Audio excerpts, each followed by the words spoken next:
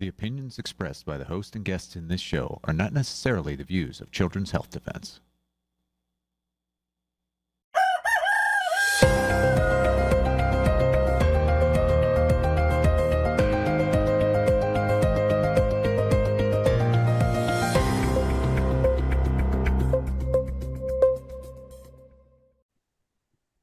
Good morning, CHD. It is Friday, January the 9th, 2026. We're live here at CHD TV. Doctors and scientists will be coming up shortly. But to start with, I'm going to read this headline out. It says that... I'm waiting. Well, anyway, it's about the food pyramid. There you go. Robert F. Kennedy Jr. flips the food pyramid. U.S. Secretary Robert F. Kennedy Jr. today unveiled the new dietary guidelines for Americans. So who better than to talk about, is this a good food pyramid or is it not, no other than Sally Fallon from the Weston A Price Foundation. Good morning, Sally. Hi, Polly. It's great to be back. Yeah, well, so what do you think? This has come out, it's causing all kinds of chaos out on social media. Well, I think on the whole, it's a good thing. It definitely sends the message to the average American that foods like beef and butter and eggs are good foods, and hopefully it will inspire millions of mothers to give their children eggs and bacon for breakfast and not breakfast cereals, which are sort of empty calories, and whole milk, and just getting back to real foods. What I'm concerned about is it still maintains this 10% cap on saturated fat, which means that these new guidelines are very unlikely to be instituted where they're needed most, which is in school lunches, school breakfasts, because it's very hard to do a diet that's real food like beef and eggs and butter if you only have a 10% cap on calories from saturated fat. And we really need to get over this idea that saturated fats are bad. It's been debunked by many studies, and the saturated animal fats carry critical nutrients that our children need for their brains. Yeah, so we were talking before about really parents, you're feeding the brain with, so what we've been told by mainstream doctors is that if you eat too much butter or fat, you're going to have a heart attack, you're going to die, your cholesterol, all that nonsense is going to. So we've got to unravel that and put right what they put wrong. And yes, and we've been trying to do that at the Weston A Price Foundation for 25 years. You know, this idea that butter is bad for you was an invention of the seed oil industry.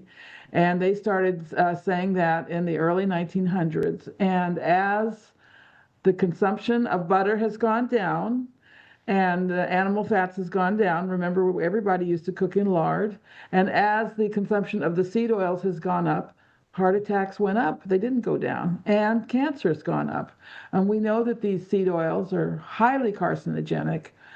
The saturated fats are stable and they are not carcinogenic. They actually protect you from cancer.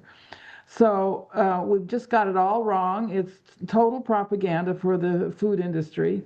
And hopefully Bobby's new guidelines will turn things around a bit and at least assure Americans that the foods that their ancestors ate are good, healthy foods.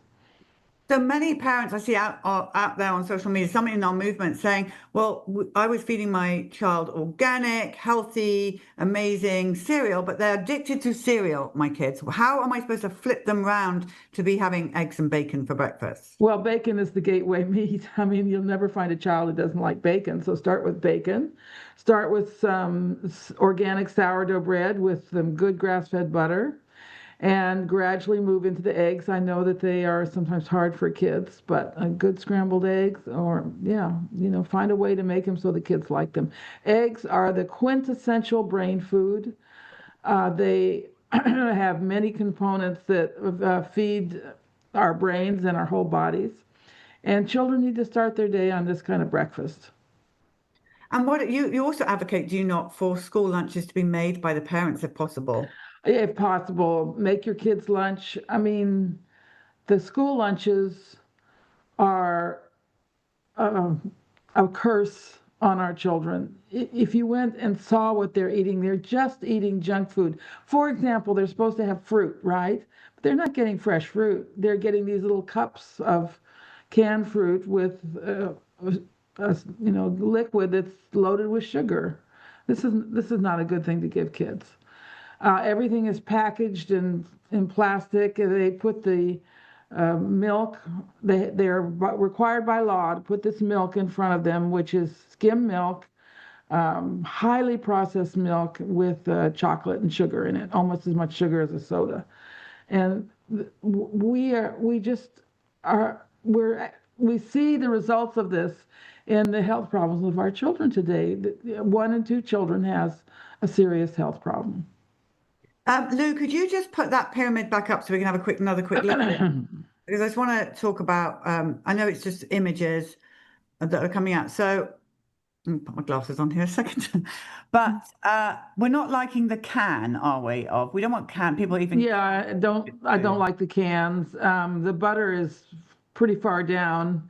I'd like to see the eggs at the top. They're sacred food in many cultures, and they're recognized as being important for the brain in folk cultures.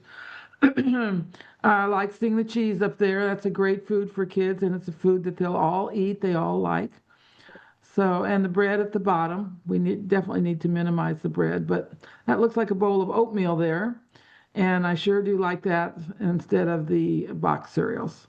And be careful about those store-bought yogurts. People are packed with sugar and all kinds of other disgusting stuff. Well, they're allowed to put artificial sweeteners in and they're not on the label.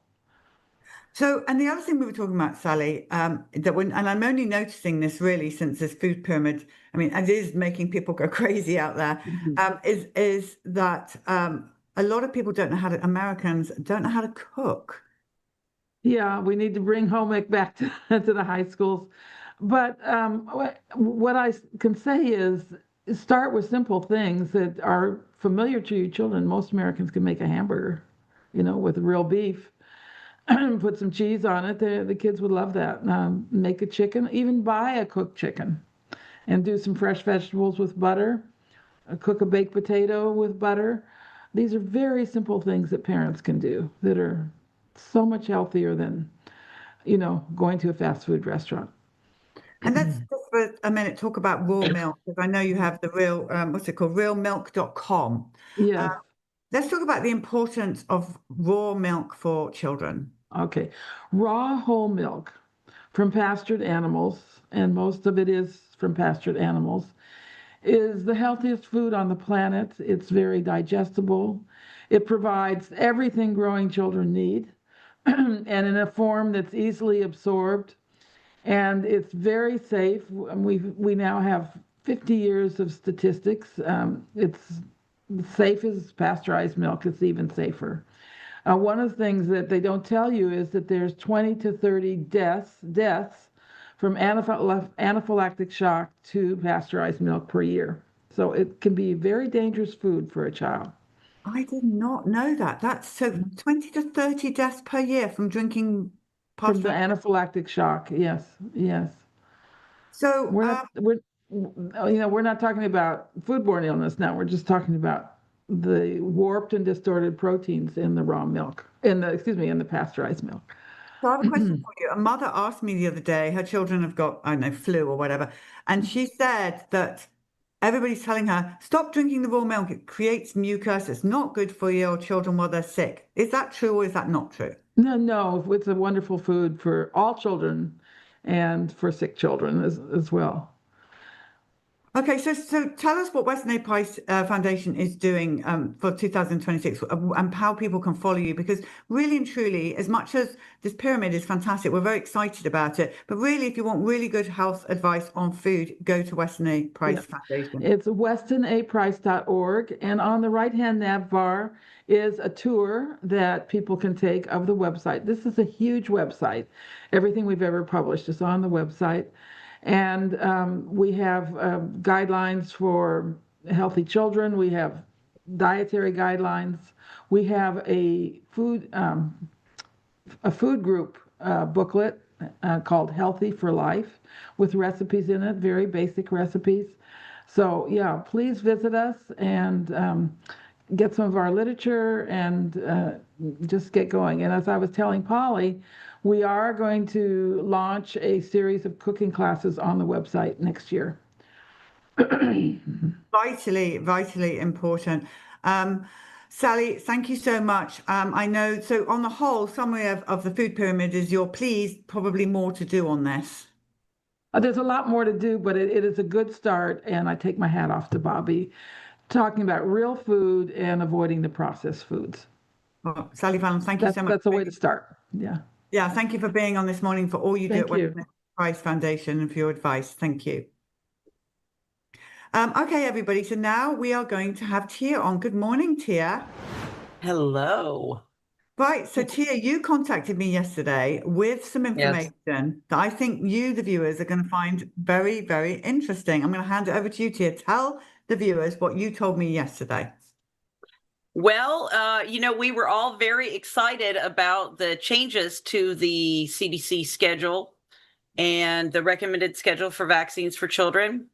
And I did a little dance, although, I want to say it doesn't matter what the CDC recommends. The CDC could recommend 100 vaccines. I'm not taking any of them. But the reason that I felt it was celebratory is because it means that millions of children out there whose parents previously didn't have a choice or didn't have a say might have more of a say. So I was excited about that. The idea that there's less bullets or arrows aimed at our kids or kids in general really felt like it was a win. But we knew that there was going to be some pushback, and we wondered. And I was discussing with Sandy Marcus of Georgia Coalition for Vaccine Choice. She's also the Georgia State Director for Stand for Health Freedom. And we were talking about what is Georgia Department of Health going to do? Are they going to align themselves with the new guidance coming out of CDC or what? And so we've been watching their website, the Georgia Department of Health website. And at first it seemed like they were going to adjust their policy to align with the new CDC guidance, because it said, the site is under construction, or this site is being updated to align, and something like that. And then yesterday when we checked it, the link underneath where it says the child and adolescent vaccine schedule or something like that, when you click on that, it would take you to the AAP schedule. So it looks like in the days since the announcement from HHS that the CDC's no longer going to recommend certain vaccines, that some of those vaccines are going to go into high risk only and or shared clinical decision making for, they're just not going to be blanket recommended for all kids. Our Department of Health, which, by the way, kind of runs on its own rulemaking and doesn't seem to answer to any, they're not elected and they don't answer to any legislative rulemaking. This is what I want to call, I'm calling this shadow policy making. Let me put it this way. The Georgia Department of Health has decided, by directing parents to the American Academy of Pediatrics schedule instead of the CDC's updated guidance, not announcing this, but just doing this on their website, it makes it look like this is official policy of the Department of Health. So the question is, are they making health policy that is shaped by private unelected organizations rather than through accountable state processes that are transparent? This is an issue of governance and authority. It's not about a lot of people are going to say, oh, well, you're upset about this because you're anti-vaccine. Well, I just said it doesn't matter what the CD says. I'm not taking any vaccines. My kids aren't having any more vaccines. So it really doesn't matter. That's not the issue that we're concerned about here. What we're concerned about is this state public health agency deferring to a trade organization that is established to protect the interests of pediatricians, and which is heavily funded by and controlled by pharmaceutical interests. So this creates a contraindication where the states are invoking CDC recommendations when enforcing mandates, but they're bypassing CDC guidance when it changes. Why this matters is because the Georgia Department of Health is what the school system in Georgia relies on to make their what we call the requirements for school. I'm trying to follow some notes and I'm not doing a really great job about it. But okay, so this is not just happening in Georgia, you guys. This is happening all across the country. This is, I want to say, multiple states, including Wisconsin. Where's my list? Okay, several. Anyway, I'm not going to go into that. What I want to do before I get too off track, because I'm trying to make sure that I get a statement out here from Sandy Marcus, and I'm trying to read from notes, and that's why I probably look a little crazy this morning, you guys. I'm going to just skip the notes, and I'm going to go straight to this statement from Sandy Marcus. This is the director of the Georgia Coalition for Vaccine Choice. She's the state director for Stand for Health Freedom. And Sandy says, public health decisions in Georgia should be made by accountable state officials, not by private pharma-funded organizations. We are calling for the Georgia Medical Freedom Act to establish clear statutory guardrails that restore accountability and protect voluntary informed medical decision making. And so she's referring to a bill that we have that is in the works here in Georgia. It's based on one that was successful in Idaho, and it's to give parents more protection. And this is one of those things that we need protection from. There's a question of legality here, Polly. I don't know if when the National Childhood Vaccine Injury Act was passed, it had to do with the recommendations by the CDC, and basically, if a vaccine gets onto the schedule from the CDC's recommendations, that is how it qualifies for immunity from liability under the National Childhood Vaccine Injury Act. So the question here is, if the state public health departments in these states that have decided to go with the AAP, if they are creating policy that becomes mandates that is then enforced by the schools and the pediatricians, children are being given vaccines that are required for school and pushed on to them by pediatricians because the Department of Health is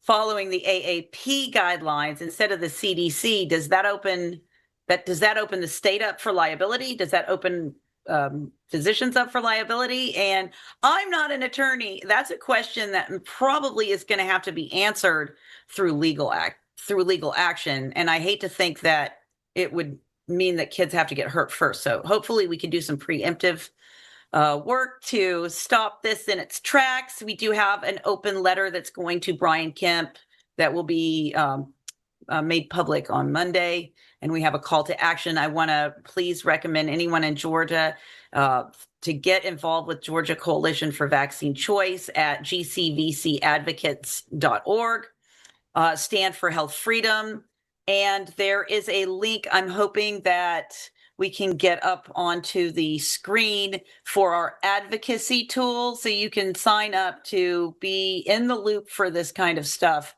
Follow Stand for Health Freedom. They have a Take Action page, and also get signed up for that advocacy tool. If you're not in Georgia, I would say you need to be paying attention to what your state Department of Health's doing. Because we found this out not through a press release, not through an announcement, not through legislation, but because we were going to the website and clicking on where their link to the childhood schedule is, which used to go to the CDC website where the vaccine schedule is, and now redirects to the AAP. So that's what I've got. I hope it wasn't too jumbled. This all kind of happened in the last 24 hours. So So Tia, I really appreciate you coming on last minute to educate us on this. And everybody out there, if you have something like Tia's found in your state, contact us. Come on and tell us about it. That's what this is about. We are the citizens journalists, and we will be bringing you the truth. Tia, thank you for all the amazing work you do, and thank you for coming on this morning. Thanks, Polly. All right, to our viewers now, we're going to go to Doctors and Scientists with Brian Hooker.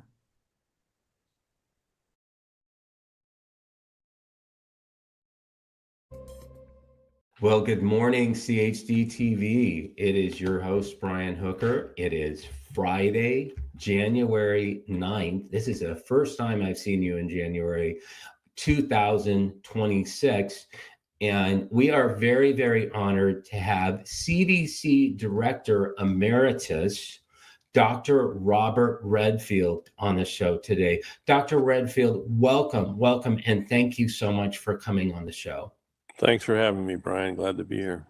Well, you're very welcome. And now tell us a little bit about your history. You have done, some absolutely amazing work in your history as a medical doctor. I believe you're at Walter Reed Hospital. Is that correct? Yeah, I was at Walter Reed, both the hospital and the Institute of Research there I did my training in internal medicine, infectious disease, and tropical medicine there, and then I stayed on for over 20 years doing research in chronic virus diseases, particularly focused on HIV was my dominant focus. I also did some hepatitis and hemorrhagic fever virus work, Wow. but mostly HIV. That was pretty much my career, and then I retired from the military in '96 and went to the University of Maryland and formed the Institute of Human Virology with some NIH colleagues. And we built that institute, which also focused on chronic viruses, predominantly HIV, and did that for another 20 years. And then President Trump asked me if I would go to CDC to run CDC. So that's when I left to go run CDC. And that was in 2018, correct? 2018, and I stayed there till 2021. Mm-hmm. And then afterwards, I went back to be the senior public health official for the state of Maryland and Governor Hogan. And I worked with him through the end of his term. And I went back to doing clinical medicine 2 half days a week, largely in COVID and long COVID, which is what I focus on now. And then started my own consulting activities where I give different perspectives to different public health and biotech companies for what it's worth. Excellent. Well, we're honored to have you on the show, and I want to talk about your book today. I mean, I think this is a really, really important book that everybody should get. It's available from most booksellers. I was able to get it off of Amazon, and it's called Redfield's Warning. Tell us a little bit, just kind of give us a capsule view of Redfield's Warning, and why you set up set yourself apart to write this particular book. Thanks, Brian. Well, one of the other assignments that I have right now is that I am a visiting senior fellow for biosecurity and public health policy for the Heritage Foundation. Mm-hmm. I happen to be very concerned about biosecurity. And the part of the book was really to help try to make the case for the fact that biosecurity, I think, is probably the most pressing national security threat that the United States has. I think the COVID epidemic, it is a little taste of it, but it really is, I call it the minor epidemic. The major pandemic, I think, is in the horizon. So it's really to get the awareness of biosecurity being a threat, and the one that I'm most concerned of right now is bird flu. Right. But there are some other warnings that were in the book that are important. First was the warning that we have really lost trust in the public health institutions in our country, particularly through a lot of missteps during the COVID pandemic. And I try to be very honest about the missteps. I was in the arena, and I was part of some of the missteps, and kind of go through what I thought a misstep. Probably the biggest misstep was, of course, mandating the COVID vaccines, which I thought was a huge misstep. But there were a lot of missteps, shutting schools down, shutting down our economy. And so I talk about those, and I try to be very honest about the discussions that we had in the White House task force and what we got right and what we got wrong. And I think that's an important part of trying to rebuild public trust, is to be honest about the mistakes that were made. And so that's really what the book is about. It talks about some of the early policy decisions that were made in the AIDS epidemic and tries to draw a parallel to some of the mistakes that were made then to some of the mistakes that were made in the COVID pandemic, and to lay the groundwork for trying to hopefully agitate enough people that will get more serious about being prepared for the biosecurity threats that we have in the future. I've always argued that we should have a response proportional to the threat. And I did spend more than 20 years in the Defense Department and very familiar with our defense industry. And we have a huge defense industry, as you know, almost $900 million a year, lots of contractors, civilian contractors, which form the basis of our defense industry. It's not the public enterprise, it's the private sector. And I make an argument that we need to do something very similar to be prepared for biosecurity. We need to invest in private sector contractors for antiviral drug development, diagnostics, vaccines, countermeasures. Many people don't remember that when the COVID pandemic hit, Vice President Pence actually went up to Michigan early in the COVID pandemic in the spring of 2020 and asked Ford to shut down their car line so that they could convert that car line to making ventilators, because we didn't have the ventilators that we needed to respond to the pandemic. So that's a lot of what the book's about. I think people will find it an easy read, and I think they'll find it informative. I tried to write it in a way that the book would be relevant 5 years from now or 10 years from now. It's really not a book about, a lot of the AIDS books that many of my peers have written, by the time they hit the bookstore, they're no longer really that relevant. I tried to make this relevant to the reader. I think they'll learn a lot about viruses. They'll learn a lot about pandemics, and they'll learn about, I think, a lot about how decisions were made, and hopefully they'll learn a lot about the threat. It is interesting, Brian, that many of originally the publishers that I had lined up for the book several years ago, they all, at the end of the day, except for Skyhorse, decided that they were not going to publish the book.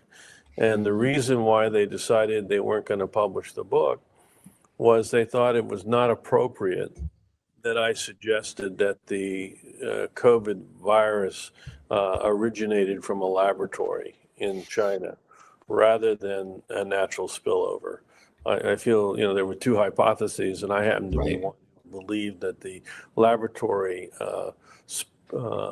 accident was the most likely source of the virus. But I think 3 years ago, publishers didn't want to get in that space. I think now, if you polled most Americans, I think you'd find 70% or more believe that it actually came from the Wuhan lab. And the CIA believes that now, the FBI believes that now, the Energy Department believes that now, the French Academy of Science believes that now, the German government believes that now. That's part of the warning that this gain-of-function research, intentionally trying to teach pathogens to be more pathogenic for humans, I don't think is wise. And I do think the pandemic that we had in 2019, 2020, and beyond, that pandemic, I do think was a consequence of science. I've told people I think it's a consequence of scientific arrogance, because the scientific community did not believe that they couldn't contain this pathogen. And the reality is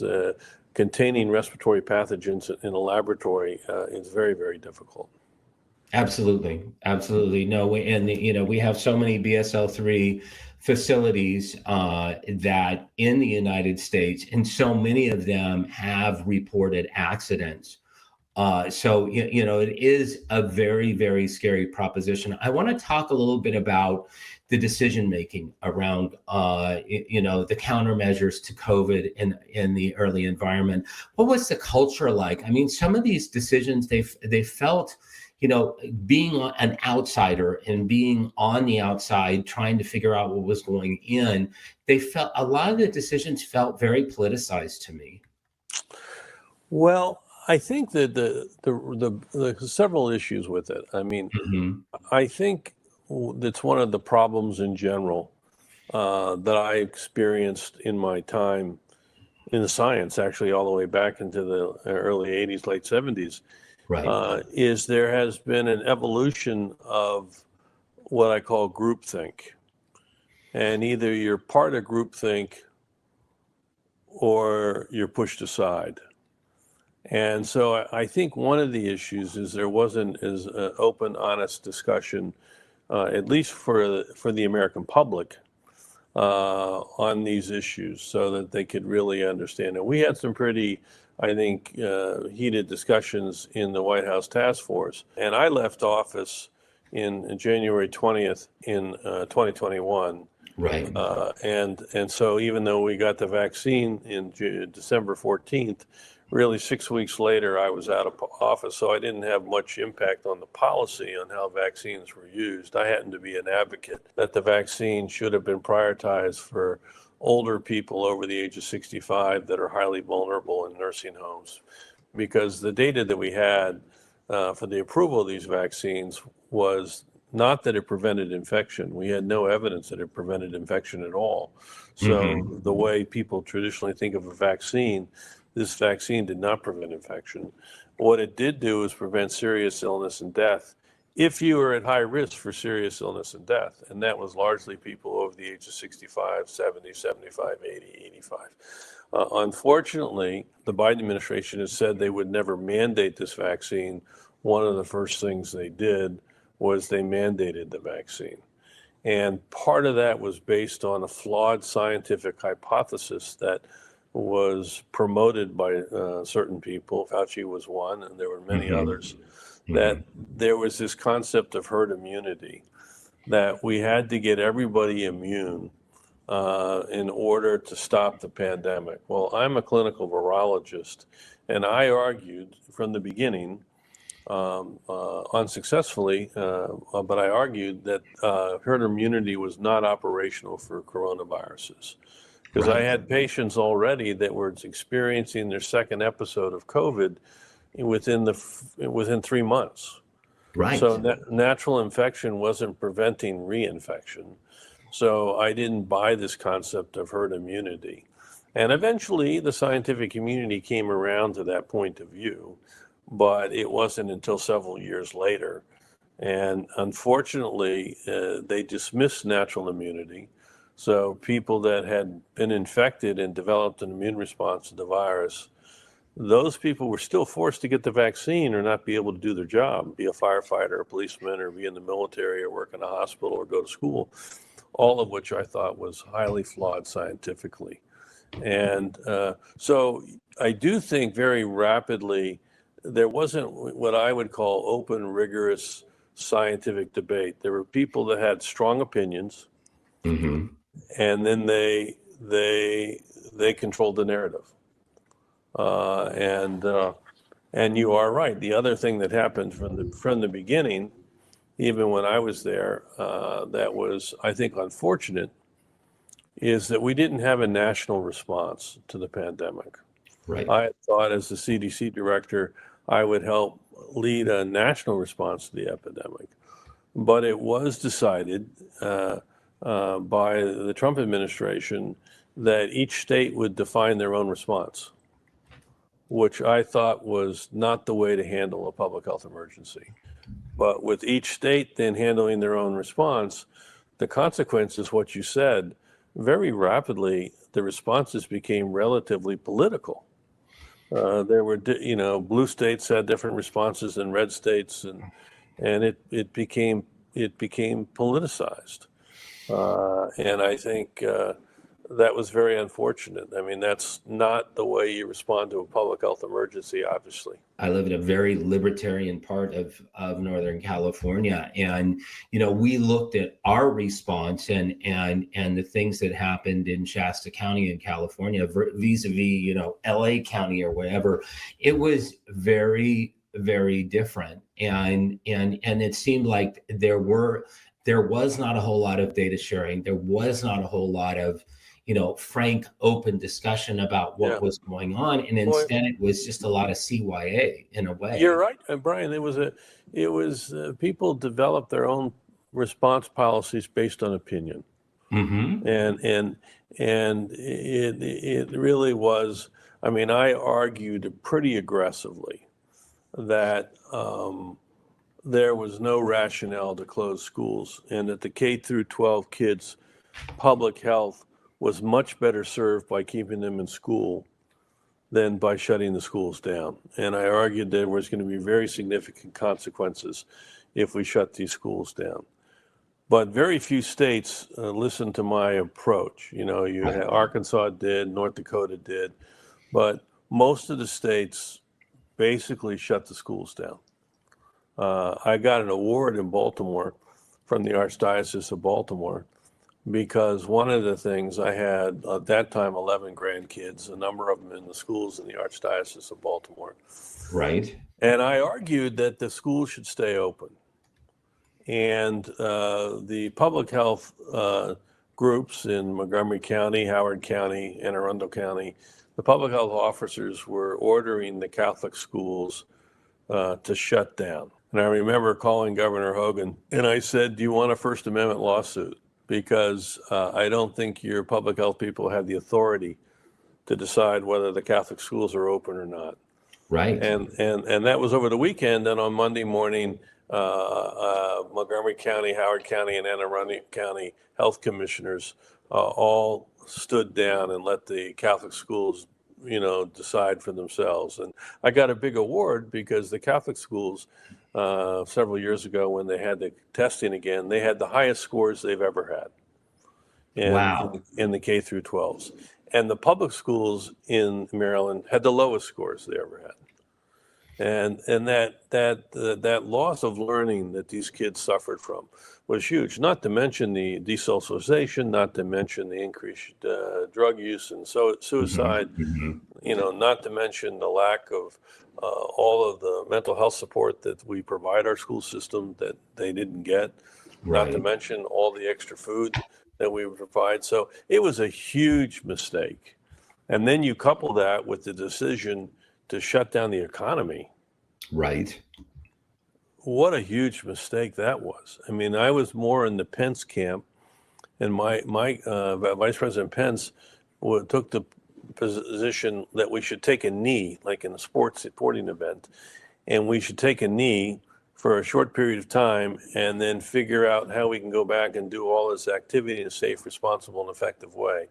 And so I was more in that group. Let's take a rest for a week or two, and then let's see what adjustments we want to make in light of the pandemic. But let's keep, the restaurants open. Let's keep businesses open. Let's keep schools open. And then the other big fight that unfortunately I didn't win, but I was no longer in office when this fight really happened. It happened after Biden became president, was mandating vaccines.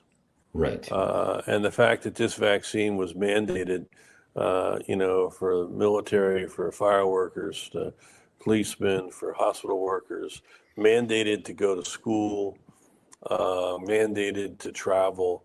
It was a huge government overreach, huge mistake. Really didn't present the data effectively to the American people that this vaccine did not prevent infection. I remember President Biden when he said, this is an epidemic of the unvaccinated. I was the senior public health advisor for the state of Maryland at the time.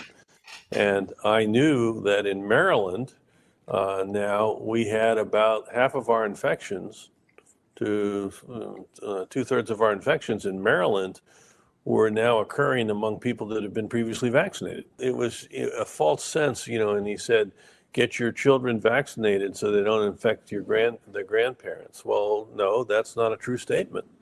And so a lot of mistake. And then, of course, as a consequence of all that, Brian, the public health community lost enormous credibility. I mean, we've lost enormous credibility because of the government overreach in the COVID response. Absolutely. And, to me, I really have to applaud what you're saying, because there are so few people from that era that were working in that era that will actually say that. And there's there's a lot of, defensiveness and so forth, of state public health officials, federal public health officials at the time, defending the decisions that were made. But there was a significant loss of trust, that goes sort of beyond, what had happened before. Well, I think that's why people, hopefully your listeners will go ahead and pick up my book and read it. I think they'll find it refreshing, because I think I call it pretty much the way it is. And the mistakes that were made, I laid them out. I've talked to some of my colleagues that were very prominent, Fauci, for example, and I've really told Tony, it really would help the country a lot if you just acknowledge the mistakes. You did the best you could. That just a lot of the decisions were wrong. That's all. So let's acknowledge it and let's move on. I do think that's really important. You see it already. I saw very disappointed. I happen to be a big fan and supporter of RFK Jr. I think he's going to be one of the greatest health secretaries we've ever had. And I do think my support of him has some people confused, because I'm one of the biggest vaccine advocates you'll ever meet. But I'm not. I don't have a blinder on. I mean, I don't think Kennedy is anti-vaccine. I think he wants honesty about vaccines.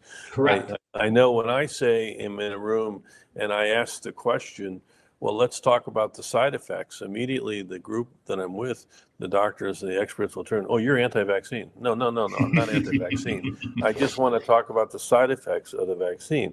Or when I say, could we review the data on why we know that a hepatitis B vaccine given to somebody in the first days of life, what's the efficacy data that we have on that?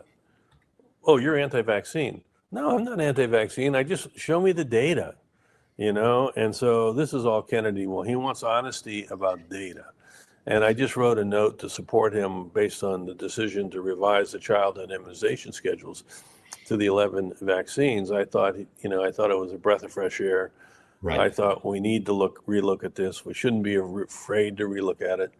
I think the fact that you have the 11 vaccines that are being recommended universally, then you have the ones for high risk groups, and then you have the next group, which is for collective decision making between the patient, the family, and the doctor.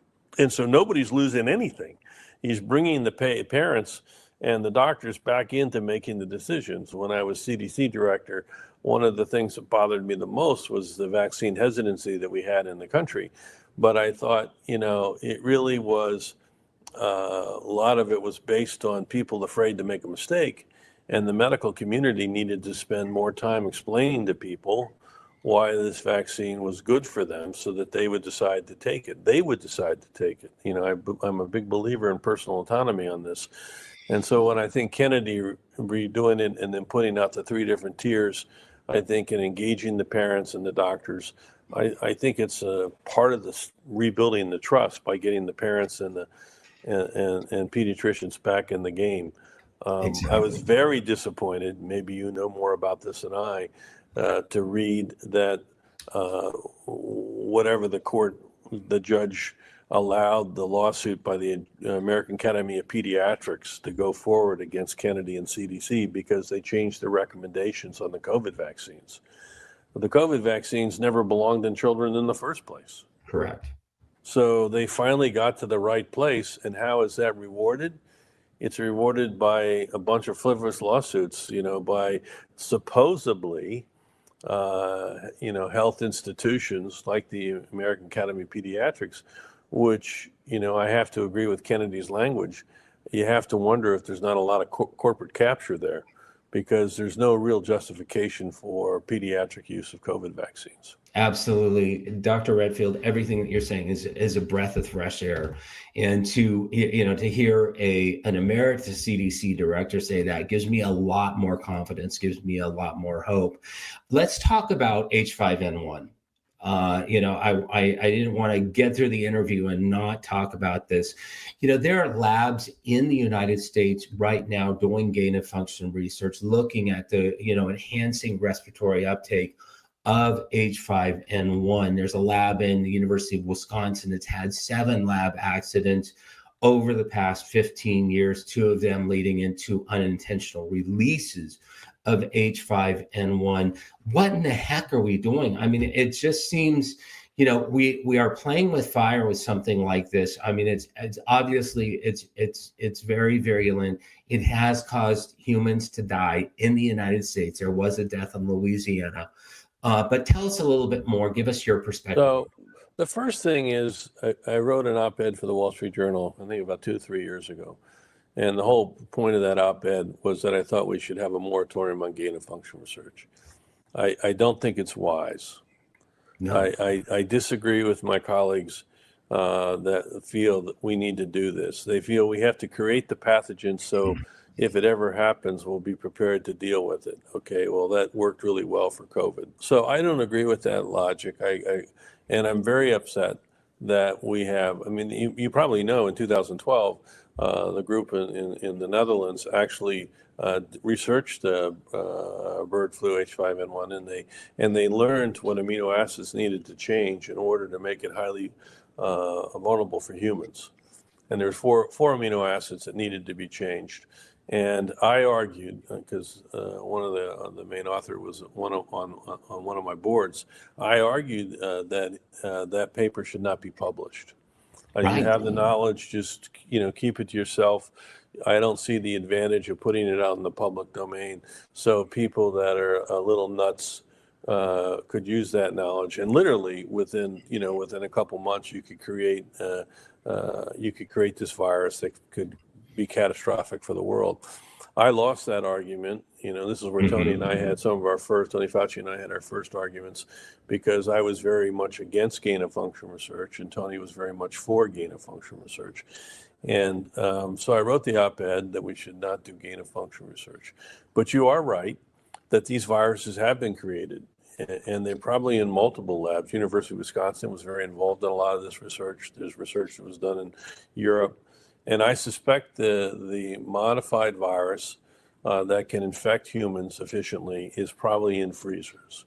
Right. And you are right that we have plenty of examples of lab leaks. When I was CDC director, one of the difficult decisions I had to make was I had to shut down Fort Detrick, which was the military's high containment lab, because when we routinely did our inspections, which we did, we had some defects in the lab, and when we came back the following month to check to see if they corrected everything, they hadn't.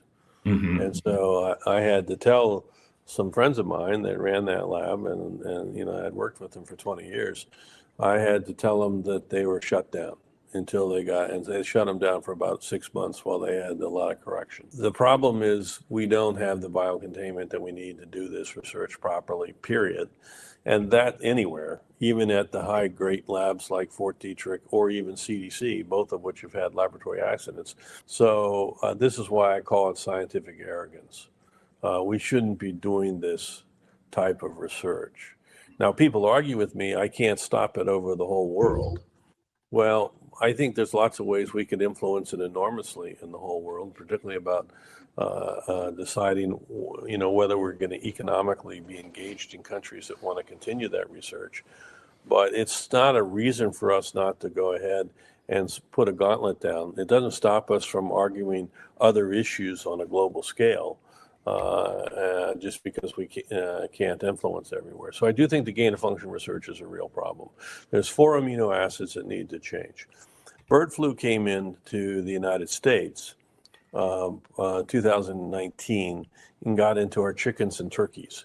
And since that time, it's now gotten into well over 50 mammal species, including seals and dolphins and bobcats and cats and dogs. I mean, it's in a lot of bears, it's in a lot of animals. When it got into the animals, it hasn't learned how to go animal to animal, mammal to mammal. So the mammal's a dead end host. There's one exception to that. It got into the elephant seals in Argentina. And in that situation, it somehow learned how to go seal to seal, and it wiped out a lot of the seal population. That's one example. It's capable of doing this. When I was CDC director, we were following these H5N1, and there's another one H7N9, another one H9N11. These are potentially pandemic viruses that we saw, particularly in Southeast Asia, and they would go from bird to man, duck to man, but they never went man to man. Right. But when you looked at the people got infected, and there's close to 700, 800 cases now over the last 20 years, they had over 50% mortality. So bird flu has the potential to be a very, very, very bad virus. As you mentioned, the bird flu that started in the U.S. Has infected poultry workers. It's also infected now dairy cows and dairy workers. It has rarely gone to be fatal. We've had the one fatal case mentioned in Louisiana. There's another case that was up in Washington, Canada. But it has the potential of changing and becoming much more pathogenic for man. And, my view is this is predictable. It's going to happen. And so we ought to get prepared. And one of the ways to be prepared is to develop antivirals that would work, that if you get bird flu, we could treat you. Right now, the Department of Agriculture treats people using Tamiflu, which really doesn't work, but they still give people Tamiflu. But we really ought to get antivirals that work. I think it's a real threat. I think it's very probable in my lifetime, and I'm getting awful old, we'll have a major bird flu pandemic. I asked people that are skeptical, and there are a lot of people that are, to read a book by Dave Barry called The Great Influenza, and it will give you a sense of the power of influenza in the 1919 influenza pandemic, where you'll see pictures in the book. If you even don't want to read, you'll literally see pictures in the book of 20, 30, 40 bodies stacked up in front of fire stations every morning from people that died from flu. So flu is a bad disease. I will also say I disagree with the policy that the answer is countermeasures is developing a flu vaccine, because I would argue that flu vaccines in general don't work very well. On a good year, it's 50%. On an average year like this year, it's maybe 25%. So let's invest in something that really works, and that is antiviral drug development. So that's part of what I talk about in the book. And I'm really concerned about the bird flu pandemic. I think it's real. You think about doing no harm. I mean, I know the agricultural department thinks now the way to handle the bird flu pandemic in poultry is to vaccinate the poultry. All that's going to do is drive the vaccine to change more, the virus to change more. And if that virus changes in certain spots, then it becomes human to human transmissible. We'll have a global pandemic. And this has been demonstrated in of all species, poultry. There was a paper that came out in 2015 by Reed et al. That showed that. I believe it was in Newcastle's disease. I can't really remember, but Dr. Redfield, I can't thank you enough. This is all such a breath of fresh air. Thank you for spreading the truth. The book is Redfield's Warning. Get it, read it. You're reading these horrible things, but you break it down in very, very understandable language and vernacular that is just excellent for the layperson. So thank you so much for that. Thanks for taking the time. I hope people pick it up and read it. I think they'll enjoy it and learn something. Absolutely. And thank you for this important episode of Doctors and Scientists. Make sure that you spread the word. Don't spread the flu, spread the word. And let everybody know about this episode of Dr. Redfield's wonderful interview in his book, Redfield's Warning.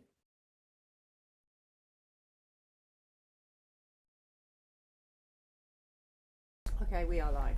Okay. Can you tell us your name, please? My name's Marilyn Stevens. And this is a story about the swine flu. Swine flu shot, and it would have been 2009, somewhere in that year that I was given the injection. I'm a clinical social worker in healthcare, and it was strongly recommended along with the flu shot.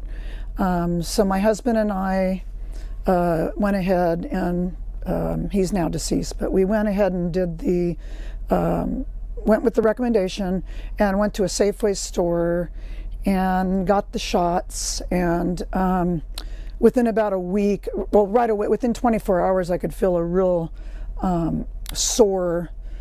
I mean, the arm was so sore, it was like a tetanus shot type of feeling. I thought, it just doesn't feel right. And my husband said, yeah, it's like there's a knot in there. And it just felt like something was wrong with it, because I'd had lots of flu shots. I never had that kind of reaction. And within about a week, I started feeling really faint and really dizzy, having like almost syncope. And then the next day, a high fever. It went up to like almost 105, 104 and a half. And I started feeling sicker and sicker. And then I started feeling tingling in the ends of my fingers.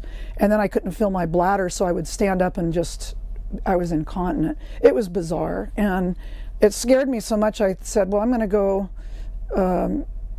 have a visit with the doctor. I don't usually go into doctors very often, but there's something not right here. And then I started getting flu symptoms, like really severe flu symptoms that were so bad that I could barely get into the car. And I was still having the neurological symptoms, and my brain felt like I felt brain fog, really extreme brain fog. And so we went to the doctor. My husband drove us there. And the doctor said, it looks like swine flu. To me, he goes, you're having all the symptoms of swine flu. And I said, well, last week I got a vaccination. So he smiled at me, and he said, okay, I'm going to have a conversation with you, a really frank conversation. And I want you to know that if you repeat this, I will deny it. So he went on to tell me that flu shots weren't effective and that this shot was probably dangerous.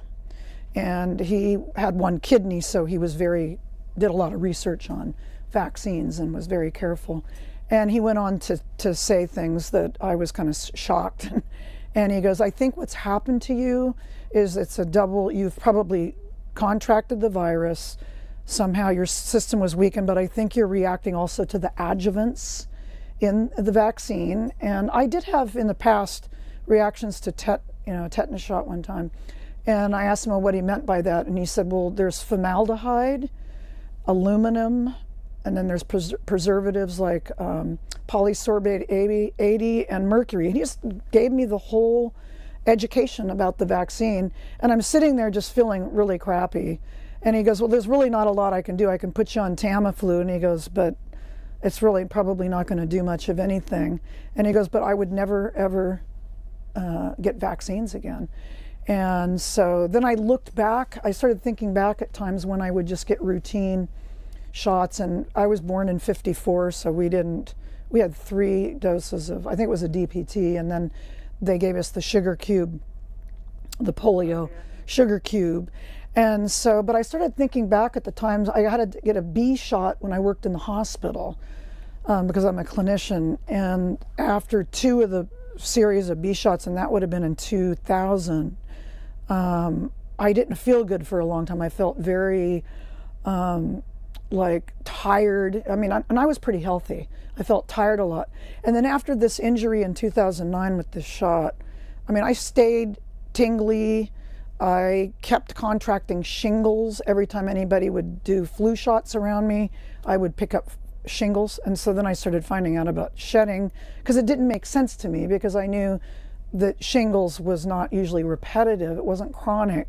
And when I worked for Providence Healthcare, all my peers would get their flu shots, and every time they would do their flu shots every year, I would get an attack of shingles.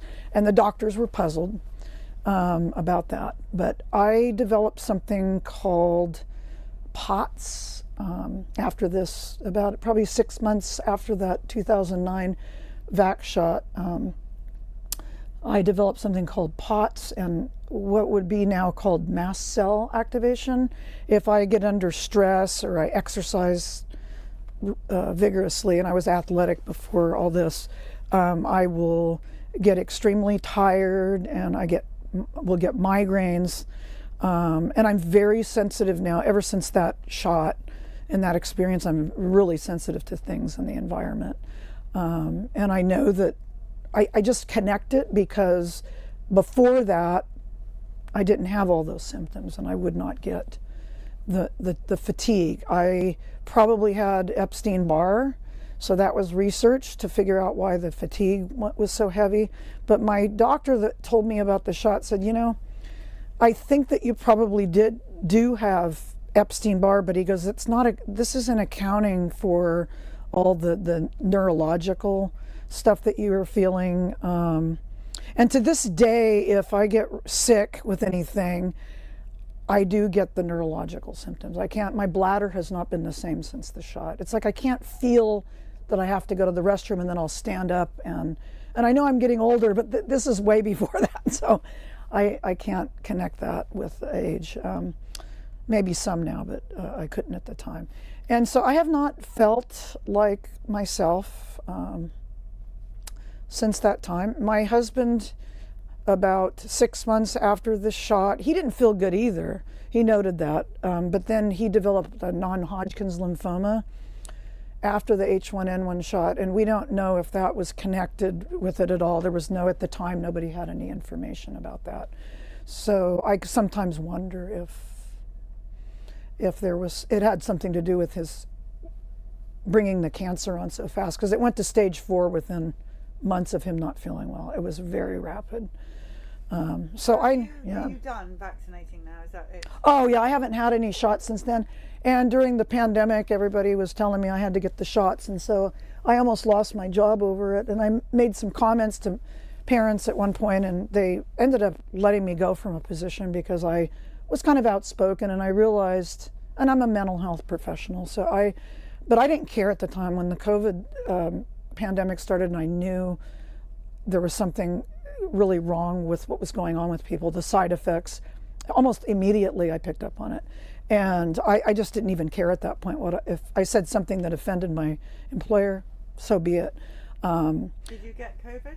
No, I didn't. I went on ivermectin prophylactically. I found the FLCCC, and I've been listening to your program for a very long time because of my connection with Gary Knoll and CHD. So I started listening to you, way back, whenever it started. And so I found out about the FLCCC and immediately got put on prophylactic ivermectin, vitamin D, everything that was recommended by Zelenko and others. And I have not been sick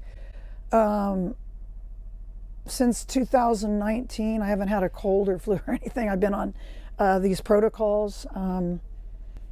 And I felt pretty good. I have chronic fatigue, what would be called ME/CFS. I'm not severe.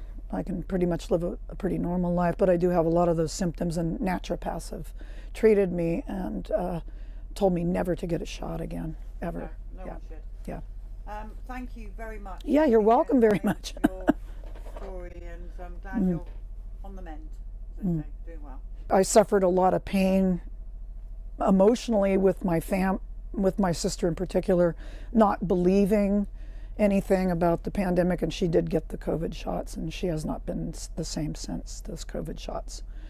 And I worry about that. I really worry about the people I love, and that's kind of it. I have a lot of friends who have vaccine-injured kids from the MMR and the Hep B and K shots, a lot of kids that have autism and really severe ADHD, and I've seen the tick. I'm 25 years in my role as a therapist, a mental health professional, and I've seen in that 25 years an astronomical increase. And if you look at the shot doses going up, it's right neck and neck with the shots going up.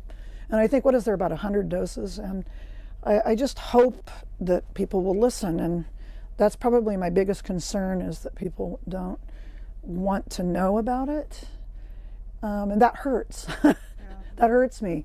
You know, it makes me feel my soul is crushed by that, and I try not to think about it too much, and I just remember that this is going on, and I try to stay positive. And in Jesus, I've just really gotten back into my faith, and that really helps a lot too. So, oh yeah. Thank you so much. Yeah, you're welcome. It was good to meet you.